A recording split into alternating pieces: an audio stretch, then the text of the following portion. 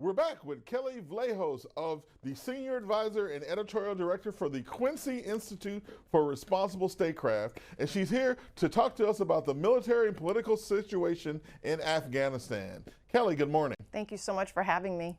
So first of all, tell us what the Quincy Institute for Responsible Statecraft is. Wow, the Quincy Institute is a think tank dedicated to a new foreign policy based on restraint, military restraint, and diplomatic engagement with the rest of the world, challenging the consensus foreign policy over the last 70 years, which has been more about military domination in the world and American primacy. And so we're looking at a foreign policy that sees diplomacy as the major engine for engagement in the world, and reorganizing foreign policy to be more about American interests and the interests of the broader world.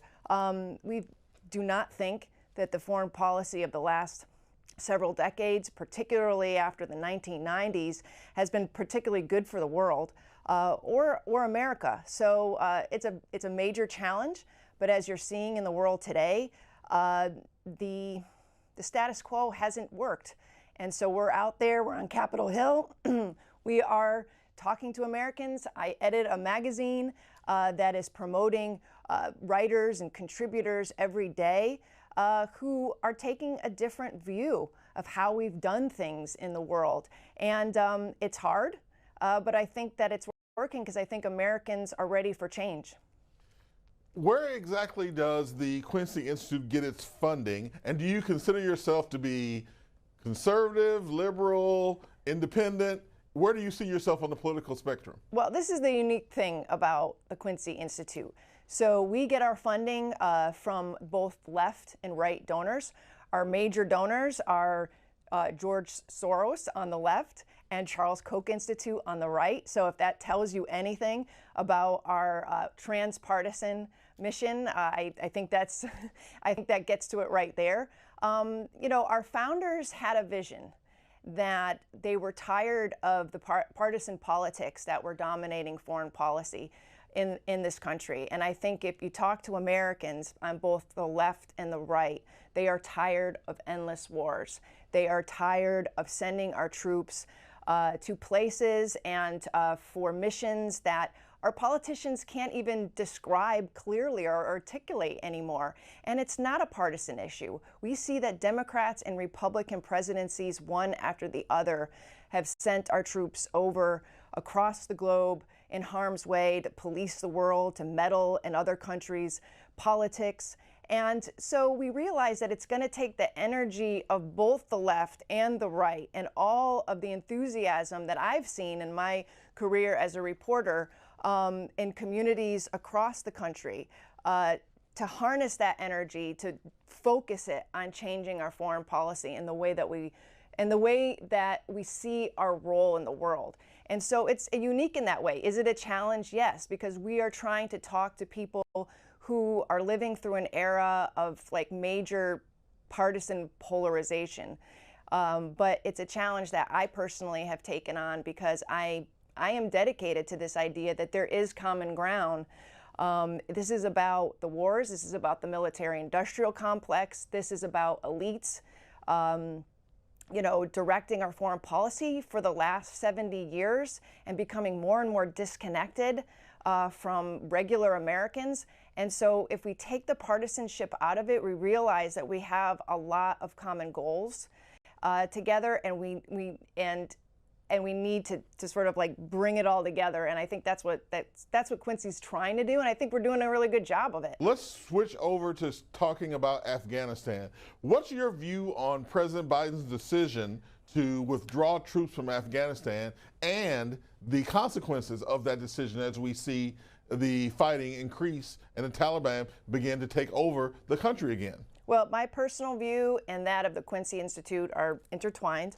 The Quincy Institute has supported the 2020 Doha Agreement that President Trump signed in 2020 that would have withdrawn all U.S. troops from Afghanistan by May 2021. That didn't happen, but we supported President Biden's effort to get our troops out and end the military chapter of this war by September 11th. That was accelerated. We got most of the troops are out of that country. Now, what you're seeing today is not the result of the withdrawal. And I think a lot of critics of President Biden and his decision to end the military chapter of this war are saying, look, what you're seeing on the ground today is a direct result of that. No, what you're seeing on the ground today is a direct result of 20 years of a bad policy, a bad interventionist policy.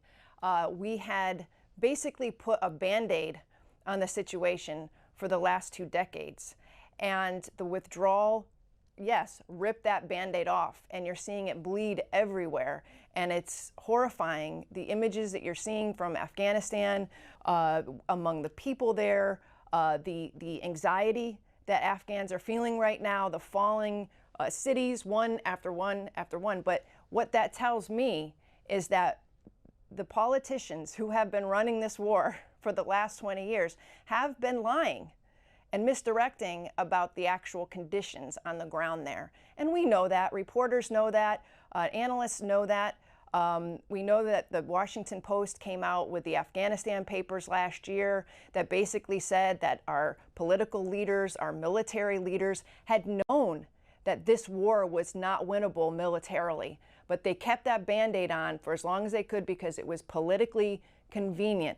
And I commend President Biden for actually taking that really brave, bold step of saying, no, we're bringing the remaining troops home, and we will work with the Afghan people to come to a political settlement. We will work with our partners in the region. We'll build up our diplomatic machinery there, but we can't win this war with boots on the ground. And he did that, and he spent a lot of capital on it because guess what? You're seeing all of the rotten fruits bared from our intervention there and for all of the policies and the poor strategy. And it's going to be tough because you do hear mainstream voices now saying, see, we should have left troops there. See, Americans didn't have the stomach for war. See, Biden didn't have the stomach for war. He's a defeatist president. But come on, people. 1 more year, 15 more years, 20 more years, and that country would not stabilize what's going on the ground there. And so it's going to be a tough road. But I think this is the best thing for not only the Afghans, but for American interests as well. So where did the U.S. go wrong? Was it entering Afghanistan in the first place? Was it the management of Afghanistan's government and helping prop up the government for so long? Where did we go wrong? What could have been done differently? Well, I mean, as somebody who's lived through this experience as an American, I can tell you it's almost 20 years since the 9/11 attacks. I mean, we are headed into a 20-year anniversary. And the U.S. military was deployed to Afghanistan to rout out the al-Qaeda terrorists and their Taliban friends who had harbored them, the al-Qaeda being responsible for those unbelievable, tragic events that happened on 9/11. And they actually accomplished that mission. That is when we should have gotten out. But in 2004, President Bush said that we were refocusing our efforts there, not only to get the remaining terrorists in the country, but to help help the Afghan government rebuild itself, to rebuild a republic. But what happened was that we were trying to rebuild a republic in our image.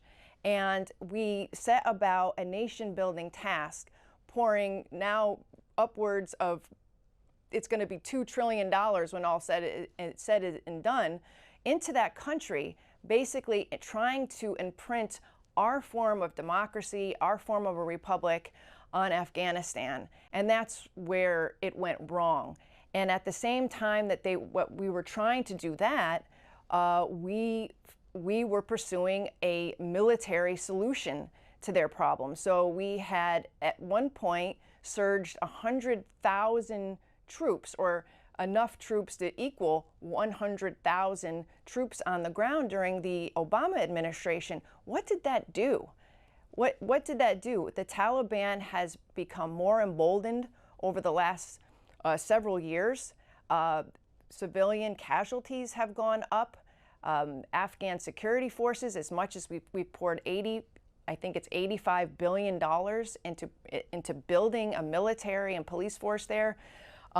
They've been taking casualties over the last 4 years, like triple than they were at the early part of the war. So, you know, there's just so much to talk about on that score. But I think it's when we redirected our initial counterterrorism mission to a nation-building mission. Well, let's let some of our viewers take part in this conversation. We're going to open up our regular lines. That means Republicans, you can call in at 202-748-8001. Democrats, your line's going to be 202-748-8000.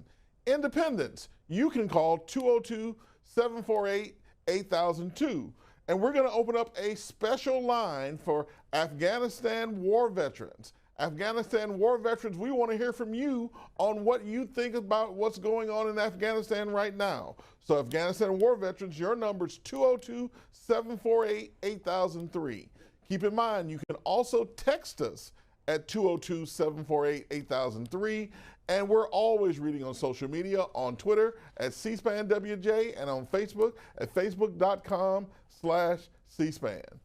Now, Kelley, President Biden said this week that Afghanistan's leaders should come together and fight and assert that their forces actually outnumber the Taliban's. First of all, is that true? And is it plausible for Afghanistan's security forces to come together and repel the Taliban right now? You know, I don't want to impugn the president, but from what I've read, and this has been true over the years, and this isn't just me or reporters. This is the Inspector General, the Special Inspector General for Afghanistan, that we don't really have a handle on how many Afghan security forces there actually are.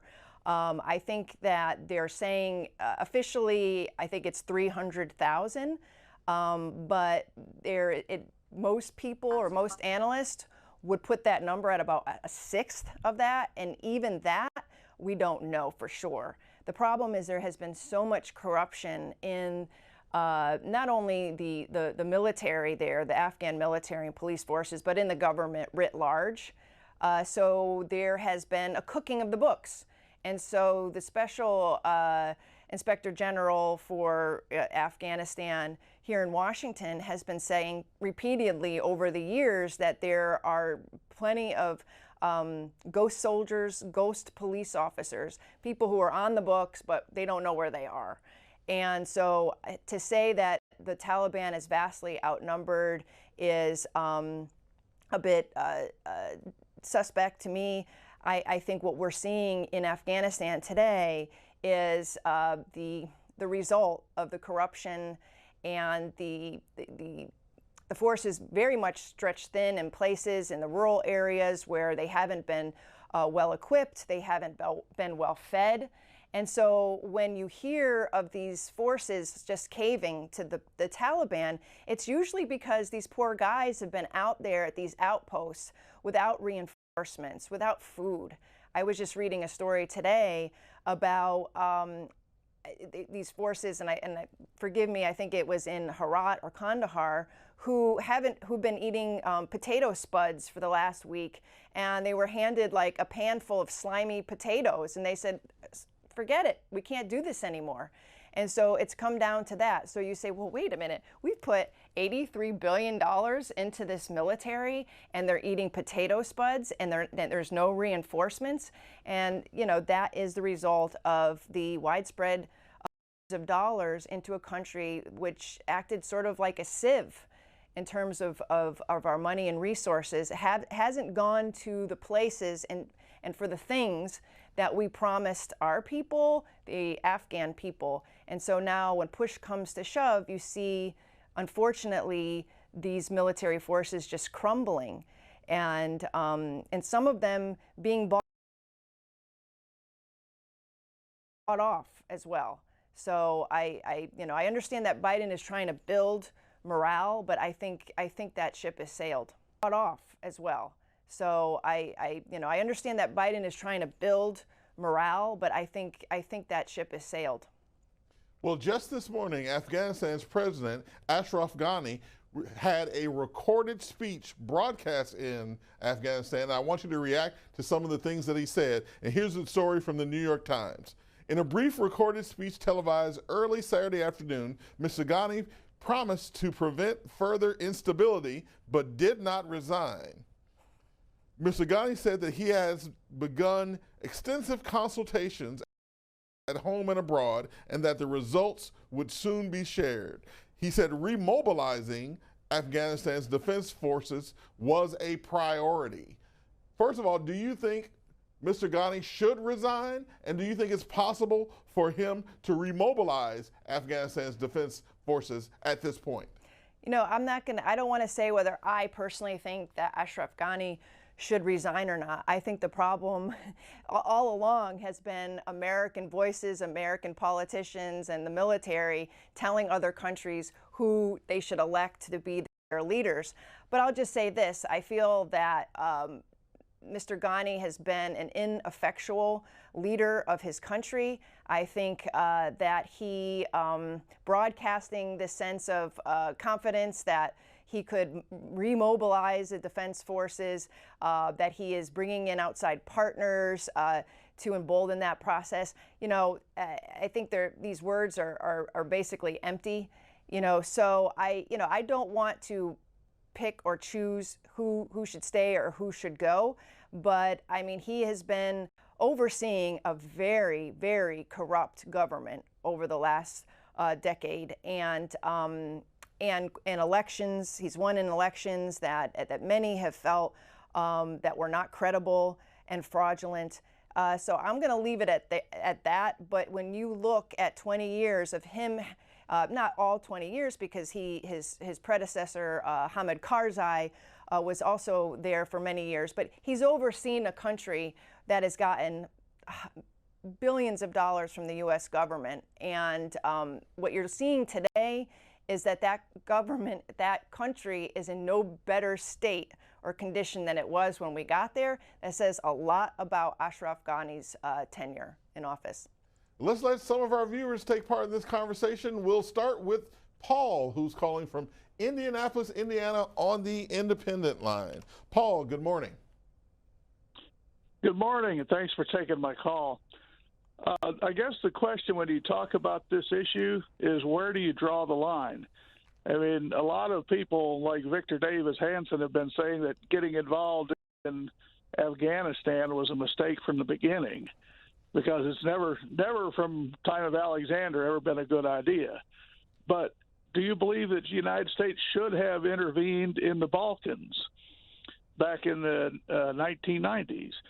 Should the United States have intervened in Cambodia much earlier? I mean, the North Vietnamese had to end Pol Pot's ridiculous regime. Should the powers of Western Europe could have intervened in Rwanda, but refused to do so, and we know what that result was. So it's a lot. You're dancing on the edge of a sword, it seems to me. And you have to decide how much responsibility you're willing to take for not doing anything. Right, and and I think what you have identified, the cases that you have identified, the difference between the first, which was the intervention in Afghanistan, and the others is that we were attacked. We were attacked on 9/11, and I feel like I haven't polled the American public lately on this question, but I feel like the majority of Americans felt like it was a valid reason to intervene and go after those responsible for the deaths and the attacks on American soil on 9/11. The other cases you identify, we did not get attacked. You could make a case that some of those interventions or some of those wars that were happening and these conflicts were not directly harming U.S. national security. Now, I know that's probably not a satisfactory answer, but as we've seen in our wars, particularly post-1992, post-Persian Gulf War, which, you know, I hate to bring this up, or I don't hate to bring this up, but it's an uncomfortable fact that we've gotten in more conflicts in the past 30 years than we have since, you know, the 1900s. Most of the conflicts that we have fought in this country have been after 1990. And so we've used our military to solve problems in that period rather than diplomatic engagement. So has it worked? Has it made the world a safer place? We could talk about Bosnia, we can talk about Cambodia, but I think the growing consensus, particularly at Quincy, is that U.S. military intervention doesn't often, or if at all, make things better. It creates conflict for people on the ground. It puts civilians in harm's way. It puts our troops in harm's way. It often creates more insurgencies, more enemies. It creates secondhand conflicts over borders. I mean, when you look at what happened in Iraq, for example, a war of choice, there was the obvious argument that we now know was a lie about weapons of mass destruction. There was also lies about Saddam Hussein being connected to Al-Qaeda and the 9/11 hijackers. We made the choice to intervene and depose Saddam Hussein. Please tell me, or at least point out how the world is in a better place because of that war, because we basically have seen the Middle East on fire ever since we intervened in that war. We have seen billions of people displaced over time, or millions rather. We have seen civilian casualties upwards in the millions. And so it sounds like, yes, the U.S. is a powerful nation, a rich nation. We should use that our resources for good, if that even means intervening in a human conflict overseas. But we have to look at the repercussions of that down the road. And I think the best example is the Iraq War, our post 9/11 wars. Our interventions have consequences.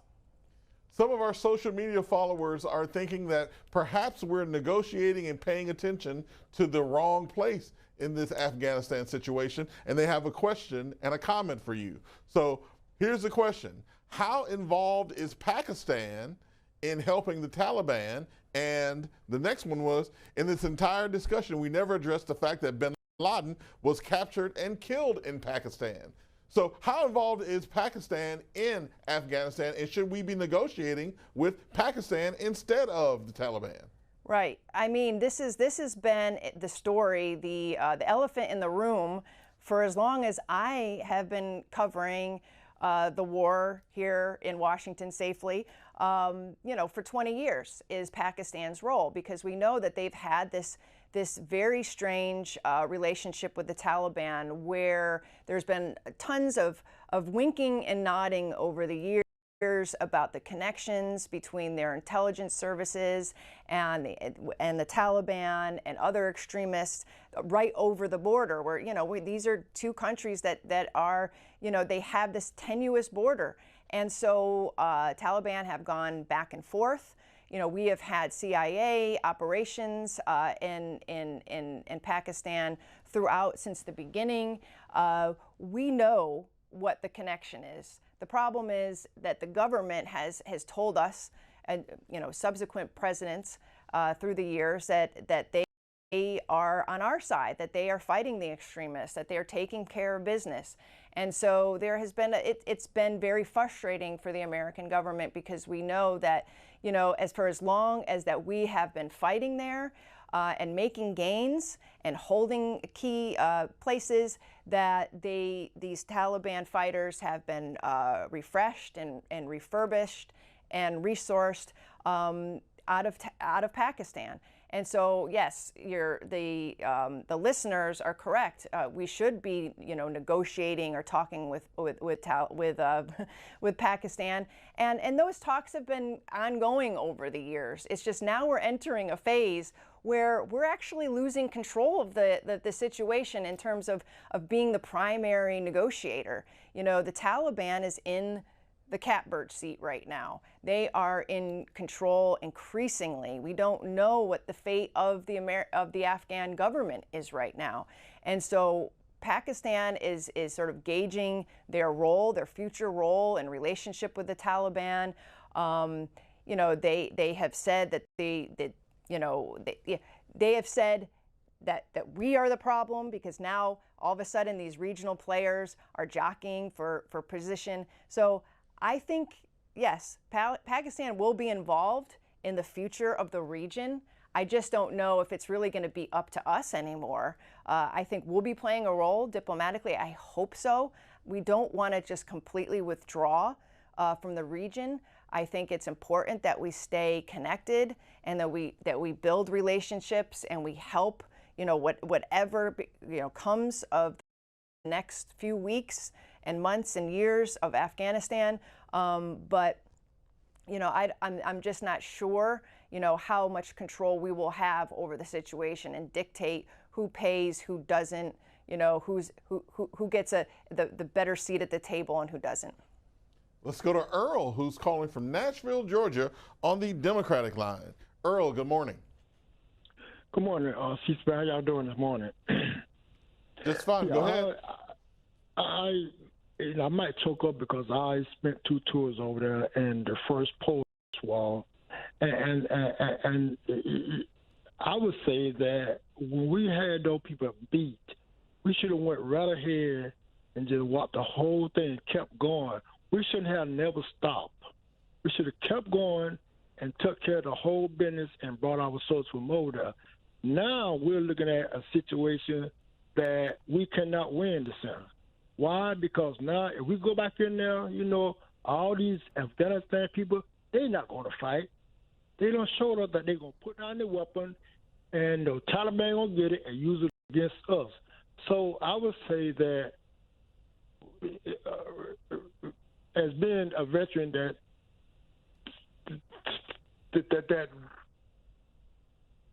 been over there around, and we have put a lot of money in that country. We have lost a lot of soldiers, a lot of my brothers over there, my white brothers, my black brothers, that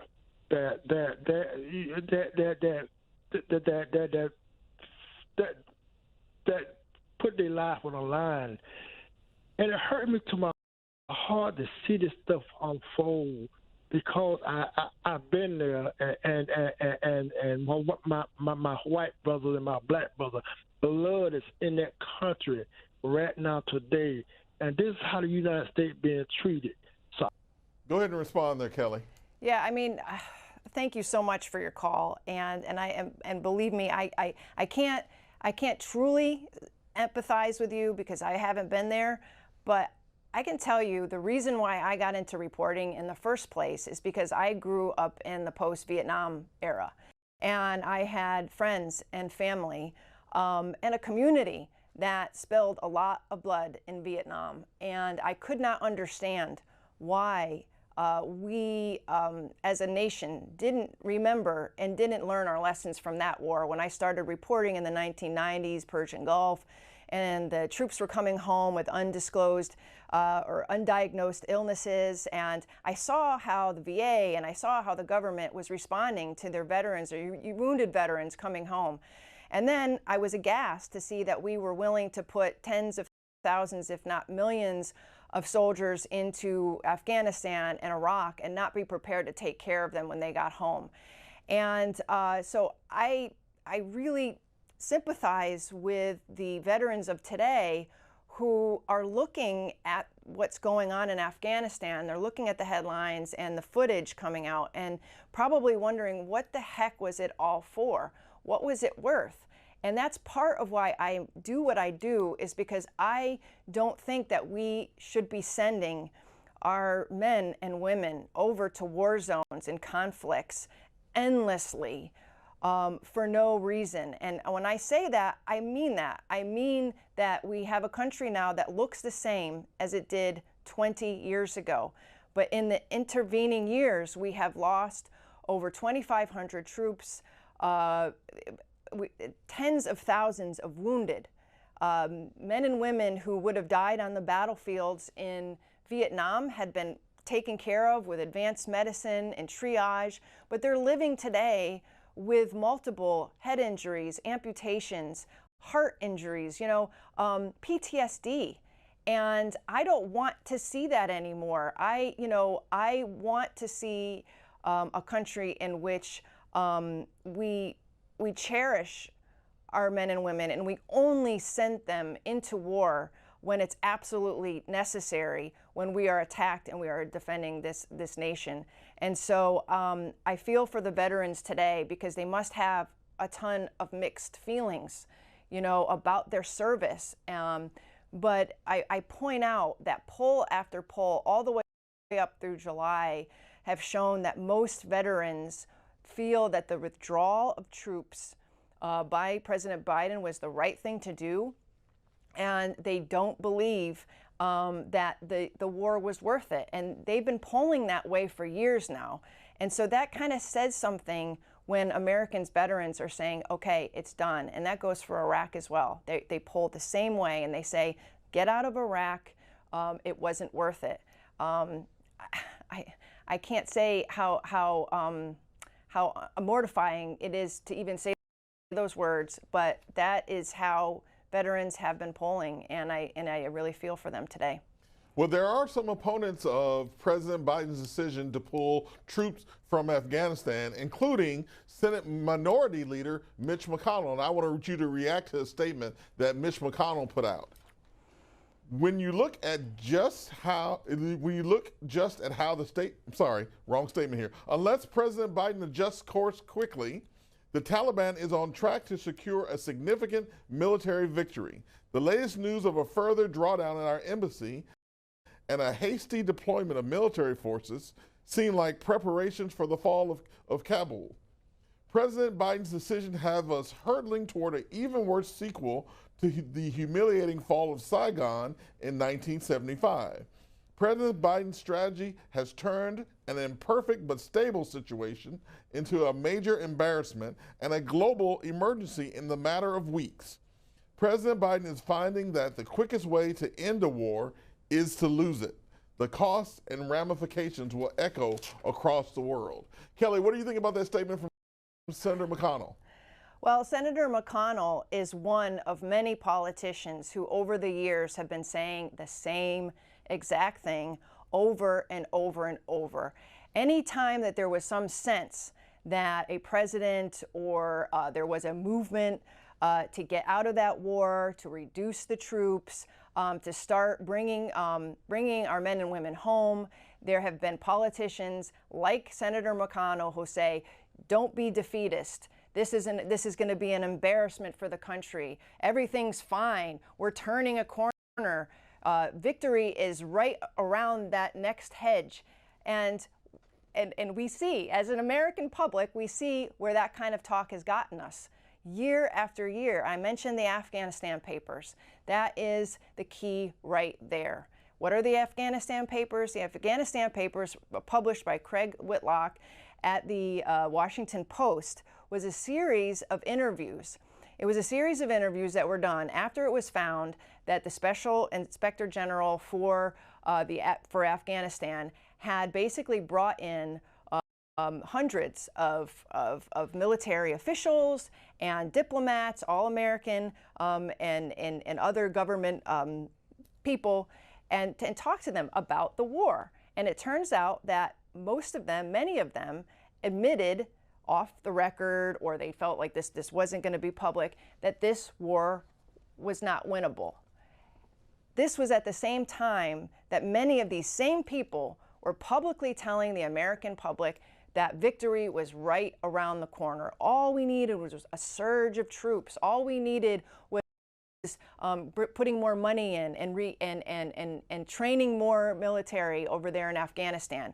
Well, Craig Whitlock got wind of these interviews that the Special Inspector General was doing, and he went and he followed them up. He FOIA'd them, he did his own interviewing, and he exposed the fact that we have been lied to over the last 20 years. And so when Mitch McConnell gets up there and he starts talking about how, oh, we're turning an imperfect but stable situation into an embarrassment, The embarrassment is the policies that has been shoved down our throats for the last 20 years. You want to talk about imperfect? You know, I've heard these arguments, and I've seen them on Twitter about, oh, well, we haven't lost more than maybe 2 troops in the last 2 years or so. But the Afghan forces there have been losing triple the number of people they were losing to the Taliban 3 years ago. So their casualties have gone up. Our casualties have gone down, but their casualties and civilian casualties have been going up. The Taliban has been gaining territory since the Trump administration, since the early part of the Trump administration. So this is a culmination of things that have been happening under the radar for years. It's just the media hasn't been covering it. The American people, we've had other things going on, so our focus has been distracted, and the politicians don't want to talk about it. But don't tell me this is about Biden's withdrawal. That is disingenuous, and it's a lie, and I don't think we should be listening to people like Senator McConnell, because they have been misdirecting us for the last 20 years. Let's talk to Bruce, who's calling from Baltimore, Maryland, on the Republican line. Bruce, good morning. Good morning. Do me a favor and don't cut me off. So, first off, I find it a little disingenuous that C-SPAN generally goes to the New York Times and the Washington Post. I'm looking at the New York Post, today's New York Post. They might have a different perspective. Also, I have a subscription to the Washington Times. The New York Times and the Washington Post have a particular agenda. So that's the first thing. And for the person, the veteran that spoke before, hats off to him, brother. Hats off to that brother. I've never been in the military, but I can see what's going on with Joe Biden, what he's doing to the military. That's another issue right there. So let's tell the truth. So you're going to blame this on what happened 20 years ago? Whatever happened? And sure, there have been mistakes. But the truth is, with Joe Biden, and you cut a lot of that. You edited a lot of the mistakes that Joe Biden makes. He mumbles through conversations, and he doesn't do a very good job. And it shows his weakness in a war on the world stage. So I would assume we're not just concerned about what's going on in Afghanistan. So 28 days, so unfortunately, it'll be the anniversary of 9/11. And that's where some of the Islamic terrorists started this nonsense. And now what's going to happen? It's not only what's happened in Afghanistan. Now, Taliban, Al-Qaeda, and some of the fundamentalist Islamists that want to destroy that support terrorists around the world. What's going to happen? Is this going to be concerned about possibly what's going on in Israel? And I'll tell you, I voted for Donald Trump because, listen carefully, and I'm going to say this, some people might be offended by it. Let's call it the way it is. Some of the progressive Jews out there, I call them fake Jews. Let me let you go ahead and respond to him there, Kelley. Yeah, and I mean, there's a few things I want to respond to, but, you know, you could say whatever you want about Donald Trump, but his appeal at the time when he was on the campaign trail in 2016, much of his appeal was that he was calling out the Iraq War as a failure, and he called George Bush out as a liar in terms of like the weapons of mass destruction, the reason that we got in the war ostensibly. That was a big draw, that he was calling out the forever wars and that he had pledged to end them and bring our troops home. And we can debate whether he really meant it or whether he was actually effectual at that. But he did set into motion the withdrawal of U.S. troops from Afghanistan that we are seeing today by signing that Doha agreement.